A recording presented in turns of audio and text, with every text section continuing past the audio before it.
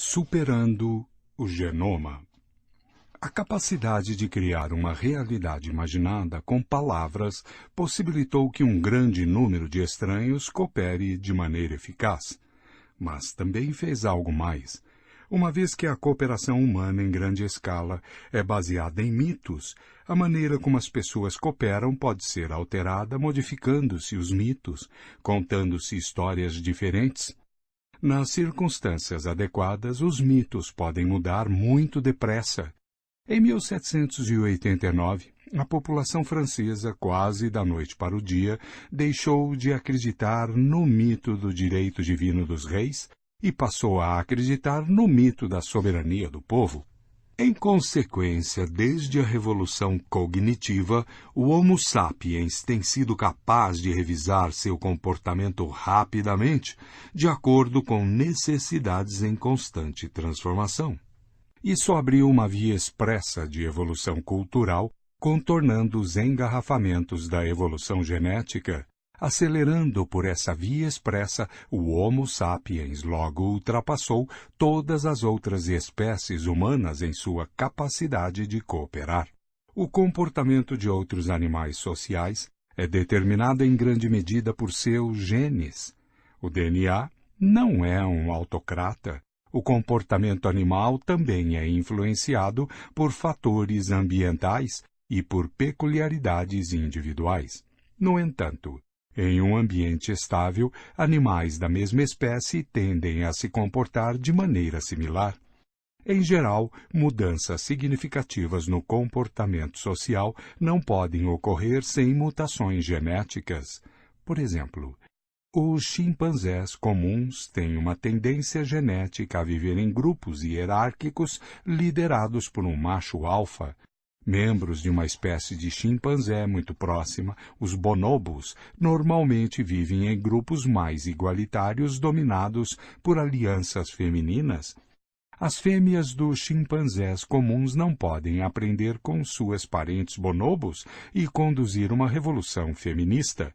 Os chimpanzés machos não podem se reunir em uma assembleia constituinte para abolir o cargo do macho alfa e declarar que, de agora em diante, todos os chimpanzés devem ser tratados como iguais. Tais mudanças drásticas de comportamento só ocorreriam se algo mudasse no DNA dos chimpanzés.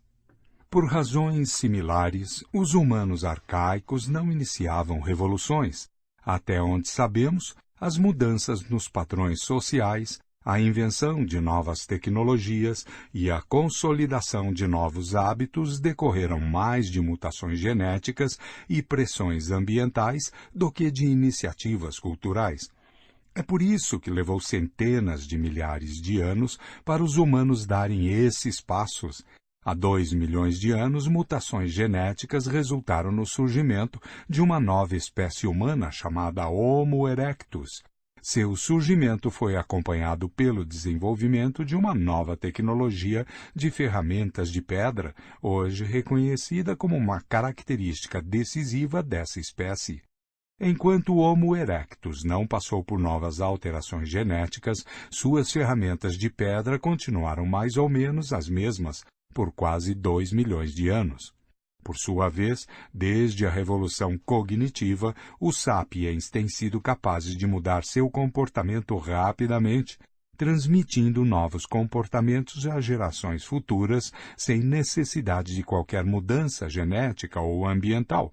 Por exemplo, considere o advento repetido de elites sem filhos, como a classe sacerdotal católica, as ordens monásticas budistas e as burocracias eunucas chinesas. A existência de tais elites vai contra os princípios mais fundamentais da seleção natural, já que esses membros dominantes da sociedade deliberadamente abrem mão da procriação. Enquanto entre os chimpanzés os machos alfa usam seu poder para ter relações sexuais com tantas fêmeas quanto possível e, consequentemente, gerar uma grande proporção dos filhotes do grupo, os machos alfa católicos se abstêm completamente das relações sexuais e dos cuidados dos filhos. Essa abstinência não resulta de condições ambientais singulares, tais como a carência severa de alimentos ou de parceiros em potencial. Tampouco é resultado de alguma mutação genética peculiar. A Igreja Católica sobreviveu por séculos não por transmitir um gene do celibato, de um papa ao seguinte, mas por transmitir as histórias do Novo Testamento e do direito canônico católico. Em outras palavras, enquanto os padrões de comportamento dos humanos arcaicos permaneceram inalterados por dezenas de milhares de anos, os sapiens conseguem transformar suas estruturas sociais, a natureza de suas relações interpessoais, suas atividades econômicas e uma série de outros comportamentos no intervalo de 1 ou 2 décadas. Considere uma habitante de Berlim nascida em 1900 e vivendo longevos 100 anos.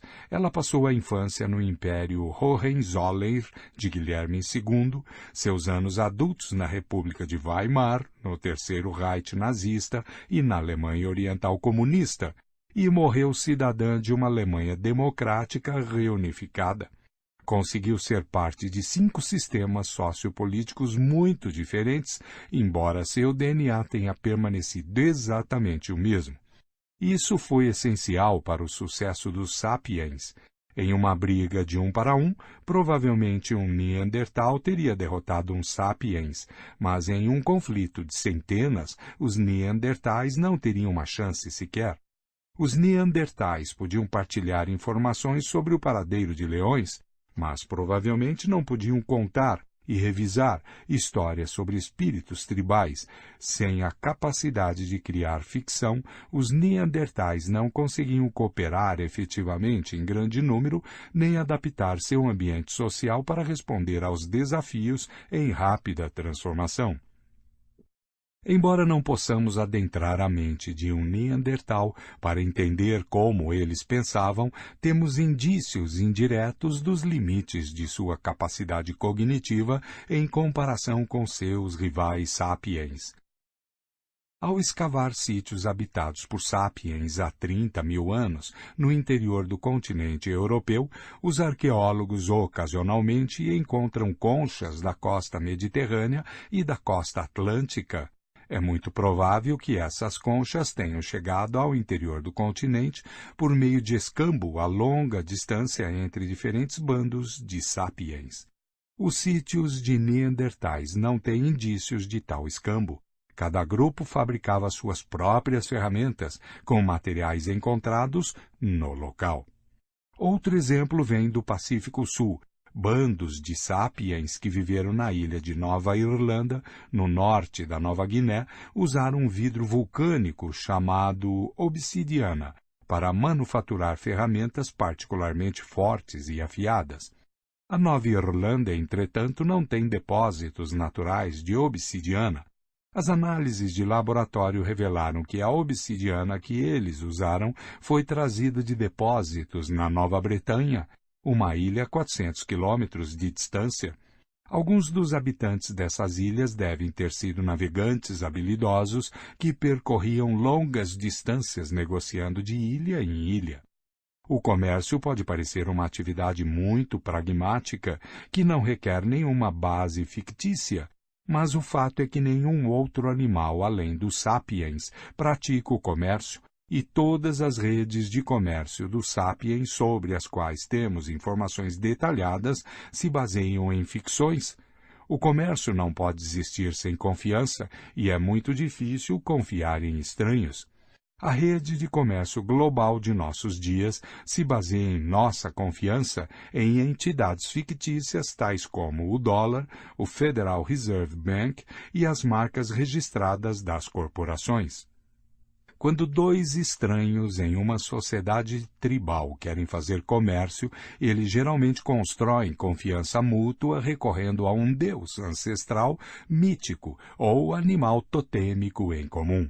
Se sapiens arcaicos que acreditavam em tais ficções trocaram conchas e obsidianas, é razoável pensar que também podem ter trocado informações, criando assim redes de conhecimento muito mais amplas e mais densas do que a que serviu aos neandertais e a outros humanos arcaicos. As técnicas de caça são outro exemplo dessas diferenças. Os neandertais geralmente caçavam sozinhos ou em pequenos grupos. Os sapiens, por outro lado, desenvolveram técnicas que se apoiavam na cooperação entre dezenas de indivíduos e talvez até mesmo entre bandos diferentes. Um método particularmente eficaz era cercar um rebanho inteiro de animais, como cavalos selvagens, e então acossá-los em um desfiladeiro, onde era fácil abatê-los em massa. Se tudo saísse de acordo com o plano, os bandos podiam obter toneladas de carne, gordura e pele animal em uma única tarde de esforço coletivo e consumir essas riquezas numa grande festividade, ou secá-las e congelá-las para uso posterior. Os arqueólogos descobriram sítios em que rebanhos inteiros eram abatidos anualmente dessa maneira. Há inclusive sítios onde se ergueram cercas e obstáculos a fim de criar armadilhas artificiais e abatedouros. Podemos presumir que os neandertais não ficaram felizes ao ver seus campos de caça tradicionais transformados em abatedouros controlados pelos sapiens. No entanto, se a violência rompeu entre as duas espécies, os neandertais não se saíram muito melhor do que os cavalos selvagens. 50 neandertais cooperando em padrões tradicionais e estáticos não eram páreo para 5 centenas de sapiens versáteis e inovadores, e mesmo que os sapiens perdessem o primeiro round, logo eram capazes de inventar novos estratagemas que lhes possibilitariam vencer o segundo. O que aconteceu na Revolução Cognitiva? Nova habilidade, capacidade de transmitir maiores quantidades de informação sobre o mundo à volta dos Homo sapiens. Benefícios, planejamento e realização de ações complexas, como evitar leões e caçar bisões. Nova habilidade, capacidade de transmitir grandes quantidades de informação sobre as relações sociais dos sapiens. Benefícios, grupos maiores e mais coesos, chegando a 150 indivíduos.